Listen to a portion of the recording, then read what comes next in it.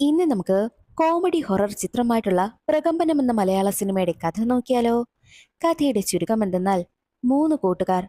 എന്നാൽ ഒരു കൂട്ടുകാരനാണെങ്കിൽ തന്റെ അച്ഛമ്മയുടെ ചിതാഭസ്മം ഗംഗയിൽ ഒഴുകുന്നതിന് വേണ്ടിയിട്ട് ചെറിയൊരു കുപ്പിയിലാക്കി കോളേജ് ഹോസ്റ്റലിലേക്ക് കൊണ്ടുവരും. ഇതൊന്നും അറിയാതെ മറ്റൊരു കൂട്ടുകാരനാണെങ്കിൽ അത് മൂക്കിപ്പൊടിയാണെന്ന് കരുതി മൂക്കിലേക്ക് വലിച്ചു കയറ്റി. പിന്നെ പറയണോ, അച്ഛമ്മയുടെ ആത്മാവ് അവനൊപ്പം കൂടുകയാണ്. അച്ഛമ്മയ്ക്ക് ഒരാഗ്രഹമുണ്ട്, അത് നടത്തിയാൽ മാത്രമേ അച്ഛമ്മ തിരിച്ചു പോകൂ. പിന്നീട് നടന്നതോ രസകരമായ സംഭവങ്ങളായിരുന്നു. അതെന്തെന്നൊക്കെ അറിയണ്ടേ? എങ്കിൽ നമുക്ക് വേഗം സിനിമയുടെ കഥയിലേക്ക് കടക്കാം. അതിനു മുൻപായിട്ട് വീഡിയോ കാണുന്ന കൂട്ടുകാർ ഒന്ന് ലൈക്ക് ചെയ്യാനും കമന്റ് സെക്ഷനിലെ ഹൈപ്പ് എന്നൊരു ഓപ്ഷൻ ക്ലിക്ക് ചെയ്യാനും മറക്കരുതേ. കഥ തുടങ്ങുമ്പോൾ ചെമ്പകത്ത് എന്ന തറവാട് വീടാണ് കാണിക്കുന്നത്. തറവാട്ടിൽ അമ്മ മരണപ്പെട്ട ആത്മാക്കൾക്കാണെങ്കിൽ ആഹാരമൊക്കെ കൊടുക്കുന്നുണ്ട്. എന്നാൽ വീട്ടിലേക്ക് വരുന്ന മക്കളായ രാഘവനും രമേശനും അതൊട്ടും ഇഷ്ടമേ അല്ല. രാഷ്ട്രീയക്കാരായ അവർ ഇതിലൊന്നും വിശ്വസിക്കാത്തവരാ. പക്ഷേ അവരുടെ അമ്മ അങ്ങനെയല്ല. രാഘവന്റെ മകനാണ് സിദ്ധു. സിദ്ധു ആണെങ്കിലോ കോളേജ് വിദ്യാർത്ഥിയാ. അവൻ ഹോസ്റ്റലിലാണ് നിൽക്കുന്നതും. സിദ്ധുവിന്റെ ബെസ്റ്റ് ഫ്രണ്ട്സാണ് പുണ്യാളനും ശങ്കരനും. ഈ പുണ്യാളൻ വേദിക എന്ന പെൺകുട്ടിയുമായി പ്രണയത്തിലുമാണ്. കൂട്ടുകാർക്കൊപ്പം കോളേജ് ജീവിതം എൻജോയ് ചെയ്ത് പോകവേ ഒരിക്കൽ രാത്രി സിദ്ധുവിനൊരു കോൾ വരുന്നു. കോൾ എടുത്തതും സിദ്ധു ആകെ ഷോക്കായി നിൽക്കുകയാ. കൂട്ടുകാരെയൊക്കെ വിളിക്കുമ്പോഴോ ശങ്കരനാണെങ്കിൽ അടിച്ച് പൂസായി ഉറക്കത്തിലും പുണ്യാളൻ ടെറസിൽ പോയി തന്റെ കാമുകിയോട് കൊഞ്ചി കുഴയുന്നു. കൂട്ടുകാരെ ആരെയും കാണാത്തത് കൊണ്ട് തന്നെ സിദ്ധു മറ്റൊരു ഫ്രണ്ടിനോട് തന്നെ റെയിൽവേ സ്റ്റേഷനിൽ കൊണ്ടുവന്ന് ആക്കി തരുമോ എന്ന് ചോദിക്കുന്നു. അങ്ങനെ സിദ്ധു കൂട്ടുകാരന്റെ ബൈക്കിൽ ബാഗുമൊക്കെ പാക്ക് ചെയ്ത് നാട്ടിലേക്ക് പോകുന്നത് പുണ്യാളൻ കാണുന്നു. ഉടനെ തന്നെ സിദ്ധുവിന് പിന്നാലെ പുണ്യാളനും ഗ്യാങ്ങും കാറിൽ സിദ്ധുവിന്റെ നാട്ടിലേക്കും പോകും. സിദ്ധുവിന് എന്തോ വലിയ പ്രശ്നം സംഭവിച്ചെന്നാണ് അവർ കരുതിയിരിക്കുന്നതും. എന്നാൽ സിദ്ധുവിന്റെ വീട്ടില് അവന്റെ അച്ചമ്മ മരണപ്പെട്ടു പോയിരിക്കുകയാ. മക്കൾ രാഷ്ട്രീയക്കാരായതിനാൽ ഒരുപാട് നേതാക്കളെത്തി ജയ് വിളിക്കുന്നുണ്ട്. അപ്പോഴാണ് പുണ്യാളനും ഗ്യാങ്ങും അവിടേക്ക് എത്തുന്നതും. ഏതോ പാർട്ടി സമ്മേളനം നടക്കുകയാണെന്ന് കരുതി അവന്മാരും കൂടെ ജയ് വിളിക്കുന്നു. പിന്നെ അറിഞ്ഞത് സിദ്ധുവിന്റെ അച്ചമ്മ മരിച്ചതാണെന്നും. ചടങ്ങെല്ലാം കഴിയുന്നു. മക്കൾക്കാണെങ്കിൽ വലിയ വിശ്വാസമൊന്നും ഇല്ലാത്തതിനാൽ കാര്യമായി ചടങ്ങൊന്നും നടത്തിയില്ല. സിദ്ധു തിരികെ പോകുവാനായി ഒരുങ്ങുമ്പോഴാണ് അച്ചച്ചൻ സിദ്ധുവിന് കാശ് കൊടുക്കുന്നതും. അച്ചമ്മ കാശ് കൊടുക്കുന്നത് പതിവാണ്, അത് മുടക്കണ്ട എന്നും അച്ചച്ചൻ കരുതിയിട്ടാ കാശ് കൊടുക്കുന്നത്. സിദ്ധുവിനോട് അച്ചമ്മയുടെ ചിതാഭസ്മം കാശിയിൽ ഒഴുക്കുമോ എന്നും അച്ചമ്മയുടെ ആഗ്രഹമാണതെന്നും അച്ചച്ചൻ പറയുന്നു. ആദ്യം സിദ്ധു തയ്യാറായില്ലെങ്കിലും പിന്നീട് അവന് പാവം തോന്നി അവൻ അതിന് സമ്മതിക്കുന്നു. അച്ചച്ചൻ കൊണ്ടുവരുന്നതോ വലിയൊരു കുടമാണ്. ഹോസ്റ്റലിലേക്ക് താനിതെങ്ങനെ കൊണ്ടുപോകാനെന്ന് പറഞ്ഞ് സിദ്ധു ചെറിയൊരു കുപ്പിയിലാക്കിയാണ് ചിതാഭസ്മം ഹോസ്റ്റലിലേക്ക് കൊണ്ടുവരുന്നത്. എന്നാൽ ഹോസ്റ്റലിലാണെങ്കിലോ പുണ്യാളനും ശങ്കരനും കഴിക്കാൻ എന്തെങ്കിലും കിട്ടുമോ എന്ന് അവിടെ മാകെ അന്വേഷിക്കവേ സിദ്ധുവിന്റെ ബാഗിലെ ചിതാഭസ്മത്തിന്റെ കുപ്പി കണ്ടു. മൂക്കിപ്പൊടിയായിരിക്കുമെന്ന് കരുതി പുണ്യാളൻ അതെടുത്തങ്ങ് വലിക്കും. അതോടെ പുണ്യാളനാണെങ്കിൽ ഉറക്കെ തുമ്മുകയാണ്. അവിടെ മാകെ കാറ്റ് വീശുവാനായും തുടങ്ങി. പുണ്യാളനാണെങ്കിലോ കിളി പറന്ന അവസ്ഥയിലും. മാത്രവുമല്ല രാമരാമ എന്നവൻ ചൊല്ലുന്നുമുണ്ട്. കൂടാതെ മൂക്കിൽ നിന്നും രക്തം വരുന്നത് കണ്ട് ശങ്കരൻ ആകെ പേടിച്ചു. പുണ്യാളനെ അവൻ തട്ടി വിളിച്ചപ്പോഴാണ് അവന് ബോധം വന്നത് തന്നെ. ആകെ പേടിച്ച ശങ്കരൻ ആ കുപ്പിയാണെങ്കിൽ പുറത്തേക്കെടുത്ത് എറിഞ്ഞു കളയുകയാണ്. സിദ്ധു ആണെങ്കിലോ ഇലക്ഷന് നിൽക്കുകയാണല്ലോ. ഇലക്ഷന്റെ ചർച്ച നടക്കുന്നിടത്തേക്ക് ശങ്കരൻ പുണ്യാളനെയും കൂട്ടിക്കൊണ്ടുവരും. സിദ്ധുവിനെ കണ്ട പുണ്യാളൻ സ്നേഹത്തോടെ അവനെ തന്നെ നോക്കി നിൽക്കുന്നു. പിന്നെ നേരെയാകും. പുണ്യാളൻ എന്തോ പ്രശ്നമുണ്ടെന്ന് സിദ്ധുവിന് മനസ്സിലായി. മാത്രവുമല്ല ജൂനിയർ പിള്ളേരാണെങ്കിൽ ഓജോ ബോർഡ് കളിച്ചുകൊണ്ടിരിക്കവേ അവിടേക്ക് പുണ്യാളനും ശങ്കരനും എത്തും. പുണ്യാളൻ വന്നതും ഗ്ലാസ് തനിയെ ചലിക്കുവാനായും തുടങ്ങി. അത് കണ്ട് ദേഷ്യം വന്ന ശങ്കരനാണെങ്കിൽ ബോർഡ് തട്ടിത്തെറിപ്പിച്ചു. അടുത്ത ദിവസം രണ്ട് പാർട്ടി നേതാക്കളുടെയും പ്രചരണത്തിന്റെ ഭാഗമായിട്ടുള്ള പ്രസംഗം നടക്കാൻ പോവുകയാ. ആദ്യത്തെ പാർട്ടി നന്നായി പ്രസംഗിച്ചു. അതിനുശേഷം സ്റ്റേജിലേക്ക് കയറിയ സിദ്ധുവിനെ എന്ത് പറയണമെന്നറിയാതെ പേടിച്ചു നിൽക്കുകയാ. ഉടനെ തന്നെ അവിടേക്ക് പുണ്യാളൻ വരികയും സിദ്ധുവിനെ മാറ്റിയിട്ട് പുണ്യാളൻ പ്രസംഗിക്കുവാനായും തുടങ്ങി. മാത്രവുമല്ല ഭഗവത്ഗീതയിലുള്ള കാര്യമൊക്കെ അവൻ പറയുന്നുണ്ട്. എല്ലാവരും അത് കേട്ട് ഞെട്ടിപ്പോകും. കയ്യടിയുടെ പെരുമഴയായിരുന്നു അവിടെ. എന്നാൽ എല്ലാം കഴിഞ്ഞെത്തുന്ന പുണ്യാളന് പ്രസംഗത്തിന്റെ വീഡിയോ കാണിച്ചു കൊടുത്തപ്പോഴാണ് താൻ ഇങ്ങനെയൊക്കെ പ്രസംഗിച്ചോ എന്നും പുണ്യാളൻ ചിന്തിക്കുന്നത്. അവനൊരു കാര്യവും ഓർമ്മയേയില്ല. അങ്ങനെ ഇരിക്കെ ഒരു ദിവസം രാത്രി അച്ചച്ചൻ സിദ്ധുവിനെ വിളിച്ചിട്ട് ചിതാഭസ്മത്തിന്റെ കാര്യം ഓർമ്മിപ്പിക്കും. എനിക്കതൊക്കെ ഓർമ്മയുണ്ട്, ഞാൻ ചെയ്യാമെന്നും സിദ്ധു പറയുന്നു. കോള് കട്ട് ചെയ്ത് കഴിഞ്ഞതും അച്ചമ്മയെ കുറിച്ചാണ് സിദ്ധു ഓർക്കുന്നതും. അന്ന് രാത്രി ഉറങ്ങുവാനായി കിടന്ന സിദ്ധു അച്ചമ്മയെ സ്വപ്നം കണ്ട് ഞെട്ടി ഉണരുകയാണ്. വെള്ളം കുടിക്കുവാനായി പോകുന്ന സമയത്തോ കണ്ണാ എന്നൊരു വിളി കേട്ടു. കണ്ണാടിയിലൂടെ നോക്കുന്ന സമയത്ത് ദേ പുണ്യാളന്റെ ബെഡിൽ അച്ചമ്മ ഇരിക്കുന്നു. തിരിഞ്ഞു നോക്കുമ്പോഴോ പുണ്യാളനാണ്. പക്ഷേ അച്ചമ്മയുടെ ബോഡി ലാംഗ്വേജും. അവൻ അലറി വിളിച്ച് അവന്റെ ബോധം പോകും. പിള്ളേരൊക്കെ അവിടേക്ക് ഓടിക്കൂടും. മദ്യപിച്ചിട്ടാണ് അവൻ ഇങ്ങനെയൊക്കെ കാട്ടിക്കൂട്ടുന്നതെന്നാണ് പിള്ളേരും സാറും ഒക്കെ കരുതിയത്. എല്ലാവരും പോയി കഴിഞ്ഞതും ഞെട്ടി ഉണർന്ന സിദ്ധു മുത്തശ്ശിയുടെ ചിതാഭസ്മം തിരയുന്നു. മൂക്കിപ്പൊടിയാണെന്ന് കരുതി പുണ്യാളൻ അതെടുത്ത് വലിച്ചെന്നും മൂക്കിൽ നിന്നും ബ്ലഡ് വന്നെന്നും ഞാനെടുത്തത് പുറത്തേക്ക് കളഞ്ഞെന്നും ശങ്കരൻ പറയുന്നു. അത് കേട്ട് സിദ്ധുവിന് ഒരുപാട് ദേഷ്യം വരും. അത് അച്ചമ്മയുടെ ചിതാഭസ്മമാണെന്നും സിദ്ധു പറയുകയാണ്. അത് കേട്ട് ശങ്കരൻ ഞെട്ടിപ്പോകുന്നു. അതേസമയം സിദ്ധുവും ശങ്കരനും കണ്ണാടിയിലൂടെ നോക്കുമ്പോഴോ പുണ്യാളനെ അച്ചമ്മയായാണ് കാണുന്നത്. രണ്ടാളും പേടിച്ച് വിറയ്ക്കുക. അന്നേ ദിവസം രാത്രി എങ്ങനെയൊക്കെയോ കഴിച്ചുകൂട്ടി. അടുത്ത ദിവസം രാവിലെ ഉണരുമ്പോൾ റൂമൊക്കെ വൃത്തിയാക്കി ഇട്ടിരിക്കുക. മാത്രവുമല്ല സുപ്രഭാതവും ഒക്കെ കേൾക്കുന്നുണ്ട്. ബെഡിൽ നോക്കുമ്പോഴോ പുണ്യാളനെ കാണുന്നില്ല. പുണ്യാളനെ സിദ്ധുവും ശങ്കരൻ ചേർന്ന് അവിടെ മാകെ അന്വേഷിക്കും. അപ്പോൾ അവർ കാണുന്ന കാഴ്ച ബാത്റൂമിൽ നിന്നും കുളിച്ചിട്ടിറങ്ങി വരുന്ന പുണ്യാളനെയാണ്. അതും മുലക്കച്ചയൊക്കെ കെട്ടിയാണ് ഇറങ്ങി വരുന്നതും. അച്ചമ്മ എന്ന് സിദ്ധു പറയുന്നുമുണ്ട്. എന്നിട്ട് റൂമിൽ വന്നതിന് ശേഷം പുണ്യാളനാണെങ്കിലോ ചുവന്ന വട്ട പൊട്ടയ്ക്ക് തൊടുകയും ചെയ്യുന്നു. ഇത് ഓപ്പോസിറ്റ് റൂമിലുണ്ടായിരുന്ന ദിനിൽ കാണുകയാണ്.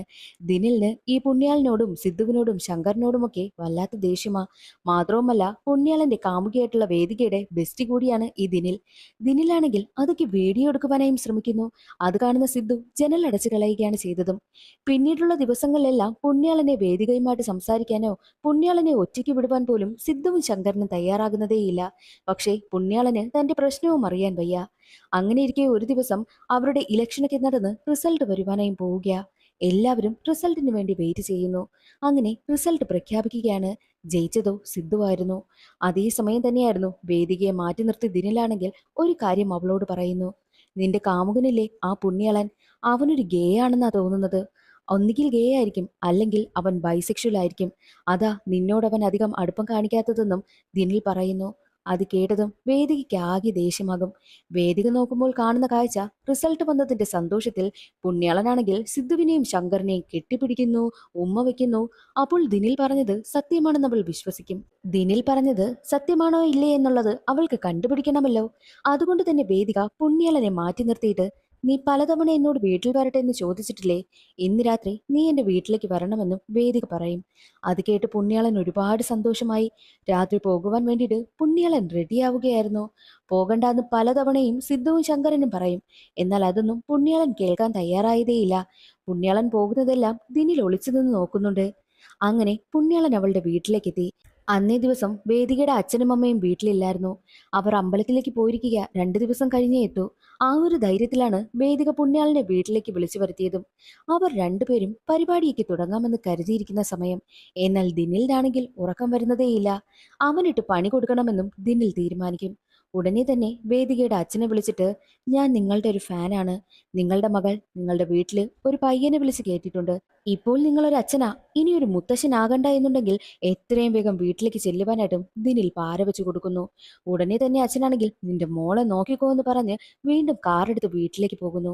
അതേസമയം പുണ്യാളിന് എന്താണ് സംഭവിക്കുന്നതെന്ന് അറിയുവാൻ വേണ്ടിയിട്ട് വേദികയുടെ വീടിന് മുന്നിലായിട്ട് വെയിറ്റ് ചെയ്യുകയാണ് സിദ്ധുവും ശങ്കരനും. അപ്പോഴാണ് വേദികയുടെ അച്ഛൻ തിരികെ വരുന്നത് അവർ കാണുന്നതും.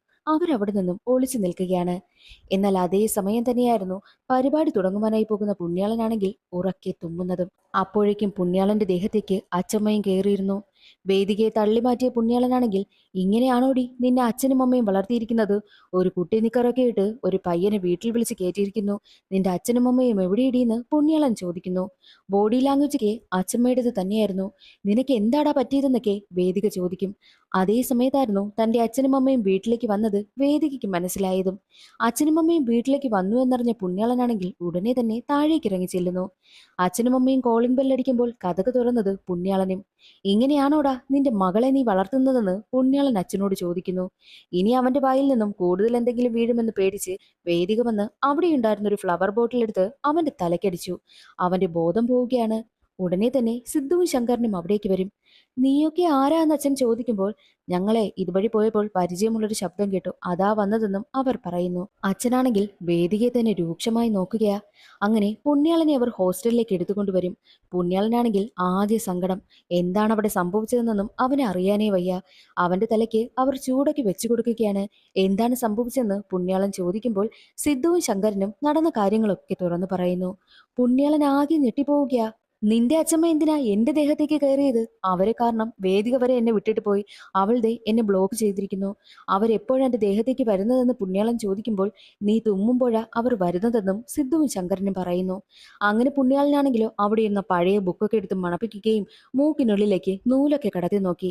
ഒരുപാട് തുമ്മും. എന്നിട്ടും അച്ഛമ്മ വന്നതേയില്ല. അവനാകെ ഭ്രാന്ത് പിടിച്ച അവസ്ഥ. അന്നേ ദിവസം അവൻ ഉറങ്ങിയിട്ടേയില്ല.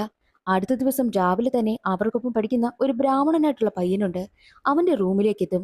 ഈ മരിച്ചുപോയ ആത്മാക്കളൊക്കെ ഒഴിഞ്ഞു പോകുവാനായിട്ട് എന്താ ചെയ്യേണ്ടെന്ന് അവനോട് ചോദിക്കുമ്പോൾ മരണപ്പെട്ടുപോയ ആത്മാക്കൾക്കൊക്കെ മരണാനന്തര ചടങ്ങ് നന്നായിട്ട് നടത്തണം. എനിക്ക് അതേ അറിയാവൂ. അല്ലാതെ വേറെന്തെങ്കിലും അറിയണമെങ്കിൽ ഇവിടെ അടുത്തൊരു ക്ഷേത്രമുണ്ട്. അവിടെ പോയി ചോദിച്ചു നോക്കുവാനായിട്ടും ആ പയ്യൻ പറയുന്നു. അത് കേട്ട് പുണ്യാളനും ശങ്കരനും സിദ്ധുവും നേരെ പോകുന്നത് ആ പയ്യൻ പറഞ്ഞ ക്ഷേത്രത്തിലേക്കാണ്. ക്ഷേത്രത്തിലേക്ക് കയറാത്ത പുണ്യാളൻ സിദ്ധുവിനെയും ശങ്കരനെയുമാണ് അവിടേക്ക് പറഞ്ഞു വിട്ടതും. പൂജാരി എന്തൊക്കെയോ പ്രതിവിധിയൊക്കെ പറഞ്ഞു കൊടുക്കും. തിരികെ വരുന്ന സമയത്ത് പുണ്യാളനെ കാണുന്നില്ല. എന്നാൽ ബീച്ചിന് സൈഡിലേക്ക് ആളുകളൊക്കെ ഓടിപ്പോകുന്നത് സിദ്ധുവും ശങ്കരനും കാണുന്നു. പുണ്യാളൻ അവിടെ നിൽക്കുകയാ. പുണ്യാളന്റെ ദേഹത്ത് അച്ചമ്മ കയറിയിരുന്നു. ഒരു കാമുകനും കാമുകിയും ബീച്ചിലിരുന്ന് കിസ്സടിക്കുന്നത് പുണ്യാളൻ കണ്ടതോടുകൂടി അച്ചമ്മ ദേഹത്ത് കയറിയത് കൊണ്ട് അതാകെ പ്രശ്നമാക്കുകയാണ്. മാത്രമല്ല ആ പെൺകുട്ടിയെ പിടിച്ച് തള്ളുകയും ഒക്കെ ചെയ്യും. പെൺകുട്ടിയാണെങ്കിലോ അവിടെ നിന്നും ലൈവ് വീഡിയോ ഇടുകയാണ്. സദാചാരം പറഞ്ഞു വന്നിരിക്കുന്നത് ഒരു പയ്യനാണെന്നൊക്കെ പറഞ്ഞ് അവരുടെ മുഖമൊക്കെ കാണിക്കുന്നു. അതോടുകൂടി സിദ്ധുവും പുണ്യാളനും ശങ്കരനുമൊക്കെ ആകെ പെട്ട അവസ്ഥയാണ്. ആ ഒരു വീഡിയോ വൈറലാവാനായും തുടങ്ങി.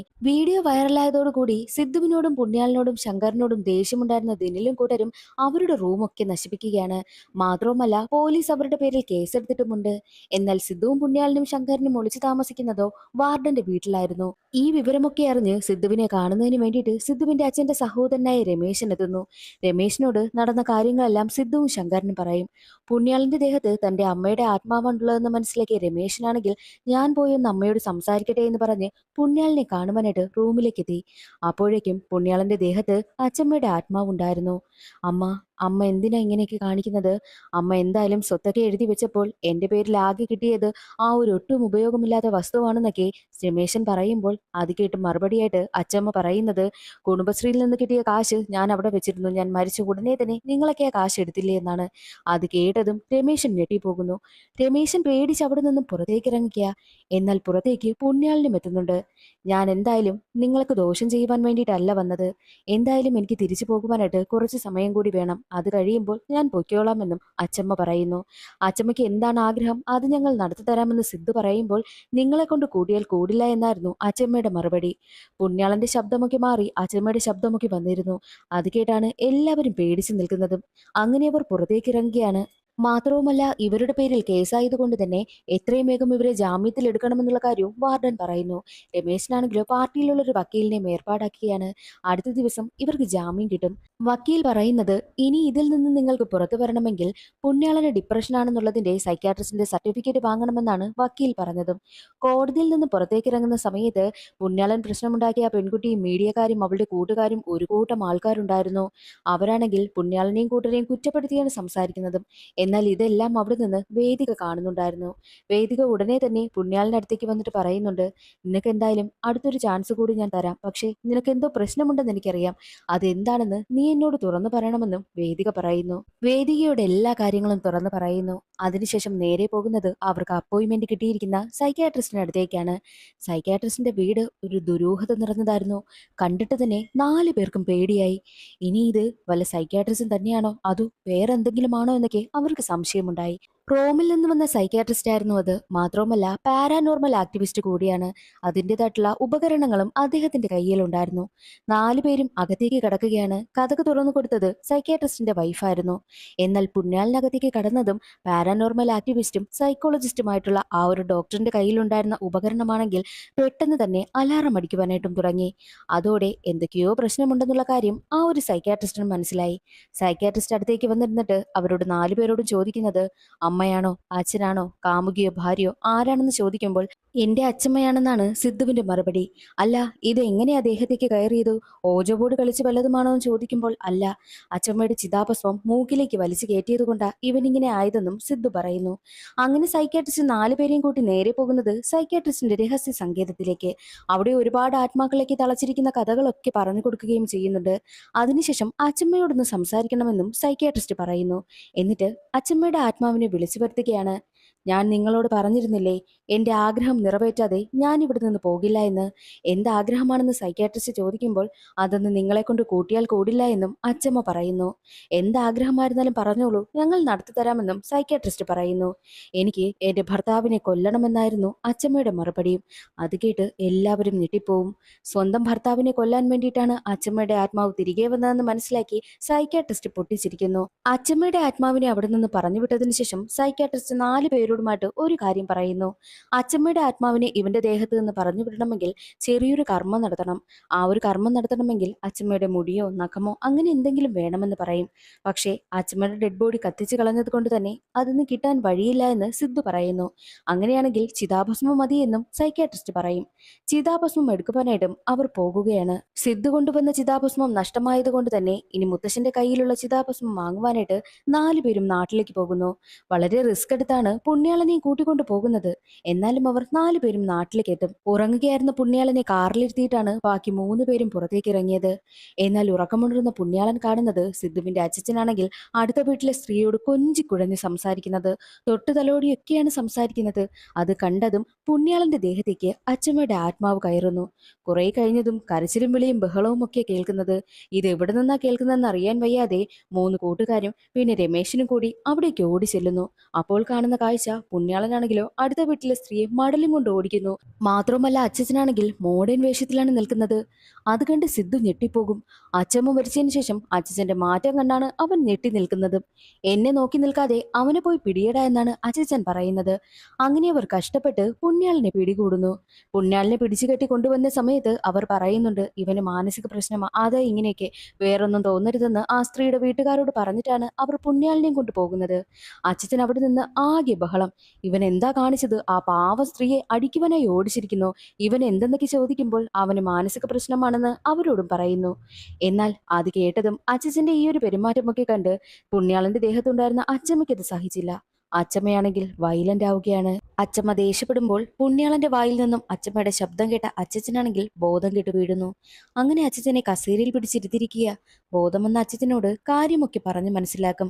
മാത്രവുമല്ല ഇപ്പോൾ വീട്ടിലെല്ലാവർക്കും കാര്യങ്ങളൊക്കെ മനസ്സിലായല്ലോ. പുണ്യാളനെ കെട്ടിയിട്ടിരിക്കുകയും ചെയ്യുന്നു. ഇനി എന്ത് ചെയ്യുമെന്ന് അവർ പ്ലാൻ ചെയ്തുകൊണ്ട് നിൽക്കുകയാണ്. ചിതാഭസ്മം എവിടെയെന്ന് ചോദിക്കുന്ന സമയത്ത് രമേശനാണെങ്കിൽ ബാക്കിയുള്ള ചിതാഭസ്മം എടുത്താണ് രമേശൻ സ്മാരകം കിട്ടിയിരിക്കുന്നത്. അതറിയുന്ന എല്ലാവർക്കും ദേഷ്യം വരും. മാത്രവുമല്ല അതേസമയം പുണ്യാളനെ കെട്ടിയിട്ടിരിക്കുകയാണല്ലോ. രമേശിന്റെ മകനാണെങ്കിൽ പുണ്യാളന്റെ അടുത്തേക്ക് വരും. തന്നെ അഴിച്ചു വിടുവാനായിട്ട് പുണ്യാളന് പറയുന്നു. അവന്റെ കൂട്ടുകാരാണെങ്കിൽ ഇനി എന്ത് ചെയ്യുമെന്ന് ചർച്ച ചെയ്തുകൊണ്ട് നിൽക്കുന്ന സമയമായിരുന്നു പുണ്യാളൻ തുമ്മുന്നത് അവർ കേൾക്കുന്നത്. പുണ്യാളന്റെ ദേഹത്തേക്ക് അച്ചമ്മ വന്നു എന്നുള്ള കാര്യം ബാക്കി കൂട്ടുകാർക്കും മനസ്സിലായി.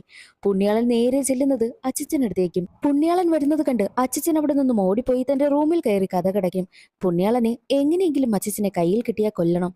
പുണ്യാളനല്ല, സത്യത്തിൽ പുണ്യാളന്റെ ദേഹത്ത് കൂടിയിരിക്കുന്ന അച്ചമ്മയ്ക്ക്. അച്ഛൻ പറയുന്നുണ്ട്, ഇനിയെങ്കിലും എനിക്കൊരു സമാധാനം വേണം. ഇത്രയും നാള് നീ എനിക്ക് സമാധാനം തന്നിട്ടില്ല എന്ന് പറഞ്ഞാണ് അച്ഛൻ ബഹളം ഉണ്ടാക്കുന്നത്. അത് കേട്ട് അച്ചമ്മ പറയുന്നത്, ഞാൻ സാധാരണയായിട്ട് മരിച്ചതാണോ എന്ന് ചോദിക്കുമ്പോൾ എല്ലാവരും ഞെട്ടിപ്പോകുന്നു. അപ്പോഴാണ് അച്ചമ്മയ്ക്ക് യഥാർത്ഥത്തിൽ എന്താണ് സംഭവിച്ചതെന്ന് കാണിക്കുന്നത്.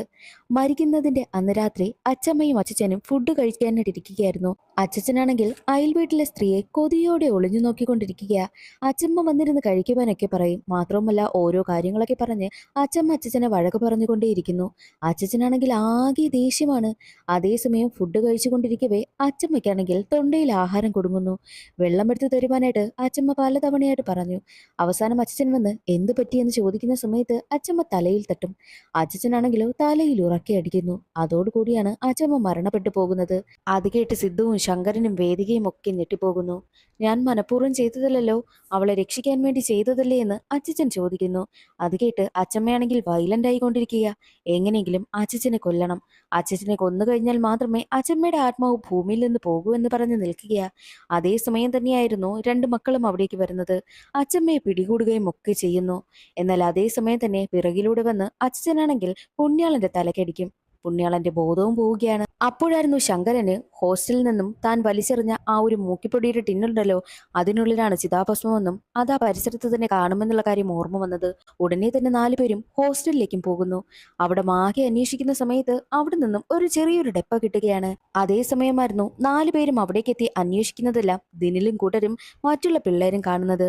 അവർക്ക് ഓൾറെഡി ഒരു കേസുള്ളത് കൊണ്ട് തന്നെ ഇവരെല്ലാവരും ചേർന്ന് അവരെ തല്ലി ചതയ്ക്കുവാനായും എത്തുന്നു. അവിടെ വെച്ച് വലിയൊരു ഫൈറ്റ് നടക്കുകയാണ്. 3 പേരെയും എല്ലാവരും ചേർന്ന് തല്ലി ചതയ്ക്കുന്നു. വേദികയ്ക്ക് എന്ത് ചെയ്യണമെന്നറിയാത്ത അവസ്ഥയിൽ നിൽക്കുകയാ. എന്നാൽ അതേ സമയമായിരുന്നു പുണ്യാളന്റെ ദേഹത്തേക്ക് അച്ചമ്മ കൂടുന്നതും. അച്ചമ്മ കയറിയതോടുകൂടി പുണ്യാളൻ എല്ലാവരെയും അടിച്ചോടിക്കുകയാണ്. വലിയ ഫൈറ്റ് നടക്കും. അതേസമയം പുണ്യാളന്റെ അച്ഛനും അമ്മയും അവിടേക്ക് വരും. മോനെ, നിനക്ക് എന്ത് പറ്റിയെന്ന് പറഞ്ഞ് അച്ഛനും അമ്മയും പുണ്യാളനെ പിടിക്കുന്ന സമയത്ത് പുണ്യാളന്റെ ദേഹത്ത് അച്ചമ്മയാണല്ലോ ഉള്ളത്. പുണ്യാളൻ തന്റെ അച്ഛനിട്ട് ഒരു ചവിട്ടങ്ങ് കൊടുക്കുന്നു. അതിനുശേഷം അടിയെല്ലാം കഴിഞ്ഞിട്ട് 4 പേരും കൂടി നേരെ അവിടെ നിന്ന് എങ്ങനെയെങ്കിലും സൈക്യാട്രിസ്റ്റിന്റെ അടുത്തേക്ക് എത്തണം. 12 മണിക്കകം പൂജ ചെയ്തില്ല എന്നുണ്ടെങ്കിൽ ആകെ കുഴപ്പമാണെന്നുള്ള കാര്യം സൈക്യാട്രിസ്റ്റ് പറഞ്ഞിരുന്നല്ലോ. അങ്ങനെ അവർ പോകുവാനായി ഇറങ്ങും. അവിടെ ആകെ വണ്ടി നോക്കുന്ന സമയത്താണ് സിദ്ധുവിന്റെ ബന്ധു ജീപ്പുമായി വരുന്നത്. ഉടനെ തന്നെ അവർ ജീപ്പിൽ കയറിയിട്ട് നേരെ സൈക്യാട്രിസ്റ്റിന്റെ വീട്ടിലേക്ക് പോകും. പോകുന്ന വഴിയിൽ വെച്ച് വീണ്ടും പുണ്യാളന്റെ ദേഹത്തേക്ക് അച്ചമ്മ പ്രവേശിക്കുകയും അച്ചമ്മയുടെ ശബ്ദത്തിൽ സംസാരിക്കുവാനായും തുടങ്ങി. അത് കേട്ട ആ ബന്ധുവിനാണെങ്കിൽ അയ്യോ അച്ചമ്മ എന്ന് വിളിച്ചിട്ട് വണ്ടി നിർത്തി വണ്ടിയിൽ നിന്നും ഇറങ്ങി ഓടുന്നു. അങ്ങനെ അവർ പിന്നീട് ആ ഒരാളൊഴികെ ബാക്കി എല്ലാവരും നേരെ പോകുന്നത് സൈക്യാട്രിസ്റ്റിന്റെ വീട്ടിലേക്കാണ്. അവിടെ എത്തുന്ന സമയത്ത് ആരെയും കാണുന്നതേയില്ല. സൈക്യാട്രിസ്റ്റിനെ അവിടെ ആകെ അന്വേഷിക്കും. ചെന്ന് നോക്കുമ്പോൾ അയാളുടെ രഹസ്യ റൂമിൽ ആരോ അയാളെ തലകീഴായി കെട്ടിത്തൂക്കിയിരിക്കുന്നു. സിദ്ധുവും ശങ്കരനും ചേർന്ന് അയാളെ രക്ഷിക്കും. എന്താ പറ്റിയെന്ന് ചോദിക്കുമ്പോൾ എന്റെ ഭാര്യ എന്നെ കെട്ടിയിട്ടിട്ട് അവള് റൂമിലേക്ക് പോവുക, എനിക്ക് അവളെ തടയണം, എനിക്ക് അവളെ പിടികൂടണമെന്ന് പറഞ്ഞ് അയാൾ അവിടെ നിന്ന് പോകുവാനായി ശ്രമിക്കും. എന്നാൽ പുണ്യാളനൊക്കെ എത്ര കെഞ്ചിയിട്ടും അയാൾ കേൾക്കുന്നതേയില്ല. നിങ്ങളായി നിങ്ങളെ പാടായി എന്ന മട്ടിലാണ് പോകുവാനായി ഇറങ്ങുന്നത്. അതേസമയം കരഞ്ഞുകൊണ്ട് പുണ്യാളനാണെങ്കിൽ തന്റെ ബന്യൻ പൊക്കി കാണിക്കുന്നു. ദേ നോക്ക്, എന്റെ ശരീരം കണ്ടില്ലേ, അച്ചമ്മ എന്റെ ബോഡിയെ തന്നെ കൺട്രോൾ ചെയ്തു തുടങ്ങിയെന്നും പുണ്യാളൻ പറയുന്നു. പുണ്യാളന്റെ ദേഹത്തൊക്കെ ചുളിവുകൾ വീണു തുടങ്ങിയിരുന്നു. അത് കണ്ട് ആ ഒരു സൈക്കാട്രിസ്റ്റിനാണെങ്കിൽ സഹതാപം തോന്നുകയും അയാളാണെങ്കിൽ ബാധ ഒഴിപ്പിക്കുന്ന പരിപാടിയും തുടങ്ങി. പുണ്യാളനെ കൊണ്ടുവന്ന് കസേരയിൽ കെട്ടിയിട്ടിരിക്കുകയാണ്. പുണ്യാളനോട് മുൻപ് സൈക്കാട്രിസ്റ്റ് പറഞ്ഞിട്ടുണ്ട് ഈ ഒരു എക്സോസിസം കഴിയുന്ന സമയത്ത് അവൻ കോമയിലേക്ക് പോകുമെന്ന്. പുണ്യാളൻ അതിന്റെ പേടിയായിരുന്നു. എന്നാൽ അതേസമയം പുണ്യാളൻ തുമ്മുകയും പുണ്യാളന്റെ ദേഹത്തേക്ക് അച്ചമ്മ വരികയും ചെയ്യുന്നു. ആ ഒരു സൈക്കാട്രിസ്റ്റ് ആണെങ്കിൽ എന്തൊക്കെയോ മന്ത്രം ചൊല്ലും. മാത്രവുമല്ല അവിടെ ഉണ്ടായിരുന്നൊരു സ്പ്രേ എടുത്ത് പുണ്യാളന്റെ ദേഹത്തേക്ക് അടിക്കുന്നു. അതോടെ പുണ്യാളന്റെ ബോധം പോവുകയാണ്. അതിനുശേഷം ഈ ഒരു സൈക്കാട്രിസ്റ്റിന്റെ കയ്യിൽ ഒരു ചെറിയൊരു മാലയിരുന്നു. ഈ മാല കൊണ്ടുവന്ന് എനിക്ക് ഡിസ്പോസ് ചെയ്യണം, 12 മണി വരെ നിങ്ങൾ ഇവിടെ നിന്നും പുറത്തിറങ്ങാതെ വെയിറ്റ് ചെയ്യണമെന്നും പറഞ്ഞിട്ട് സൈക്കാട്രിസ്റ്റ് അവിടെ നിന്ന് പോകുന്നു. സൈക്കാട്രിസ്റ്റ് പോയി കഴിഞ്ഞതും ആ റൂമിൽ ആകെ എന്തൊക്കെയോ ബഹളം കേൾക്കുകയാണ്. നോക്കുന്ന സമയത്ത് അത്രയും നാള് സൈക്കാട്രിസ്റ്റ് അടച്ചു വെച്ചിരുന്ന പ്രേതങ്ങളെല്ലാം പുറത്തേക്ക് വരുന്നു. ഒരു കുട്ടിയുടെ പ്രേതവും മാത്രവുമല്ല 5 പേരെ തലക്കടിച്ചു കൊന്ന ഒരു സൈക്കോയുടെ പ്രേതവും പുറത്തേക്ക് വരികയാണ്. അവരെല്ലാം ചേർന്ന് അവിടെ ഉണ്ടായിരുന്ന സിദ്ധുവിനെയും ശങ്കരനെയും പിന്നെ വേദികയും പുണ്യാളന്റെ അച്ഛനെയും അമ്മയും ഒക്കെ ആക്രമിക്കും. അന്നേരവും പുണ്യാളന് ബോധം വന്നിട്ടില്ല. ബോധം പോയിരിക്കുകയാണ് പുണ്യാളൻ. കണ്ണാടിയിലൂടെ നോക്കുന്ന സമയത്ത് പുണ്യാളന് പകരം അച്ചമ്മയാണ് ആ ഒരു കസേരയിൽ കാണുന്നതും. എന്നാൽ മറ്റൊരു വശത്ത് സിദ്ധുവിന്റെ വീടാണ് കാണിക്കുന്നത്. സിദ്ധുവിന്റെ മുത്തച്ഛനാണെങ്കിൽ നാട് വിട്ടു പോകുന്നതിന് വേണ്ടിയിട്ട് ബാഗൊക്കെ എടുത്തിറങ്ങുന്നു. അതേ സമയമായിരുന്നു പോകുവാനായി ഇറങ്ങുന്ന അച്ഛച്ചന്റെ തലയിലേക്ക് പടിവാതിലിരുന്ന അച്ചമ്മയുടെ ഫോട്ടോ വന്ന് വീണ് അച്ഛച്ചന്റെ ബോധം പോകുന്നത്. എന്നാൽ അതേസമയം സിദ്ധുവൊക്കെ നിൽക്കുന്ന ബംഗ്ലാവിലെ അവിടുത്തെ റൂം അടച്ചിട്ടിട്ടാണ് സിദ്ധുവിനെയൊക്കെ ആത്മാക്കൾ ആക്രമിക്കുന്നതും. എന്നാൽ അതേസമയം ആ ഒരു വാതിൽ തുറക്കുകയും പുണ്യാളന് ബോധം വരികയും ചെയ്തു. പുണ്യാളനാണെങ്കിൽ ഞാൻ കോമയിലേക്ക് പോയോ എന്നൊക്കെ ചോദിച്ച് ബഹളം വയ്ക്കും. അവർക്കാണെങ്കിൽ എന്താണ് നടക്കുന്നതെന്ന് മനസ്സിലാകുന്നതേയില്ല. അവരവിടെ മാകി നോക്കുന്നു. മാത്രവുമല്ല അവിടെ ഉണ്ടായിരുന്ന മറ്റു ആത്മാക്കളും അടങ്ങിയിരിക്കുകയാണ്. അവരുടെ ശല്യവും ഇല്ലാതായി. ആ ഡോറ് തുറന്നപ്പോൾ അതുവഴി അച്ചമ്മയുടെ ആത്മാവും ബാക്കിയുണ്ടായിരുന്ന ആത്മാക്കളും പുറത്തേക്ക് കടക്കുകയാണ്. കണ്ണാടി എടുത്തു വെച്ച് നോക്കുന്ന സമയത്ത് പുണ്യാളൻ തന്നെയാണ് ആ കസേരയിൽ ഇരിക്കുന്നത്. അച്ചമ്മ പുണ്യാളന്റെ ദേഹത്ത് നിന്നും പോയി എന്നുള്ള കാര്യം അവർക്ക് മനസ്സിലായി. എല്ലാവർക്കും ഒരുപാട് സന്തോഷമാകുന്നു. അതേസമയം അച്ചച്ചനെ കാണിക്കുകയാണ്. ബോധം കെട്ട് കിടക്കുന്ന അച്ചച്ചന് ബോധം വരികയും അച്ചമ്മയുടെ ഫോട്ടോ കാണുമ്പോൾ വീണ്ടും ബോധം പോവുകയും ചെയ്യുന്നു. എന്നാൽ മറ്റൊരു വശത്ത് എങ്ങനെങ്കിലും റോമിലേക്ക് പോകുന്ന തന്റെ ഭാര്യയെ പിടികൂടണമെന്ന മട്ടിൽ പോവുകയാണ് ആ ഒരു സൈക്കാട്രിസ്റ്റ്. വഴിയിൽ വെച്ച് സിദ്ധുവിന്റെ ബന്ധുവാണെങ്കിൽ കൈ കാണിക്കുകയും ഒക്കെ ചെയ്യും. വണ്ടി നിർത്തുകയാണ്. തന്നെയും വഴിയിൽ ഇറക്കി തരുമോ എന്ന് സിദ്ധുവിന്റെ ബന്ധു ചോദിക്കും. സൈക്യാട്രിസ്റ്റ് അയാളെയും കയറ്റിക്കൊണ്ടു പോവുകയാണ്. അയാളുടെ കയ്യിലാണെങ്കിൽ മൂക്കിപ്പൊടിയുടെ ഒരു കുപ്പിയിരിക്കുന്നു. സത്യത്തിൽ അത് മൂക്കിപ്പൊടിയുടെ കുപ്പിയായിരുന്നില്ല, അത് ചിതാഭസ്മമുള്ള കുപ്പിയായിരുന്നു. ഇതെന്താ കയ്യിലെന്ന് സൈക്യാട്രിസ്റ്റ് ചോദിക്കുമ്പോൾ മൂക്കിപ്പൊടിയാണെന്ന് അയാൾ മറുപടി പറയും. എങ്കിൽ എനിക്കും കൂടെ തന്നേന്ന് പറഞ്ഞ് സൈക്യാട്രിസ്റ്റ് ആണെങ്കിൽ ആ ഒരു ചിതാഭസ്മം എടുത്ത് മൂക്കിലേക്ക് വലിച്ചു കയറ്റി. പിന്നീട് നോക്കണോ, പുണ്യാളൻ എന്താണ് സംഭവിച്ചിരിക്കുന്നത് അത് തന്നെയായിരിക്കും അയാൾക്ക് സംഭവിച്ചിട്ടുണ്ടാവുക. എന്നാൽ അയാൾ പോകുന്ന അതേ ജീപ്പിന് പിന്നിലായിട്ട് ആ ഒരു സൈക്കോയുടെ ആത്മാവും ആ ഒരു കുട്ടിയുടെ ആത്മാവും പോകുന്നെന്ന് കാണിച്ചുകൊണ്ടാണ് സിനിമയുടെ കഥ അവിടെ അവസാനിക്കുന്നത്. ഇന്നത്തെ വീഡിയോ എല്ലാവർക്കും ഇഷ്ടമായി എന്ന് കരുതുന്നു. അടുത്തൊരു വീഡിയോയിൽ കാണാം. അതുവരെ എല്ലാവർക്കും ബായ്.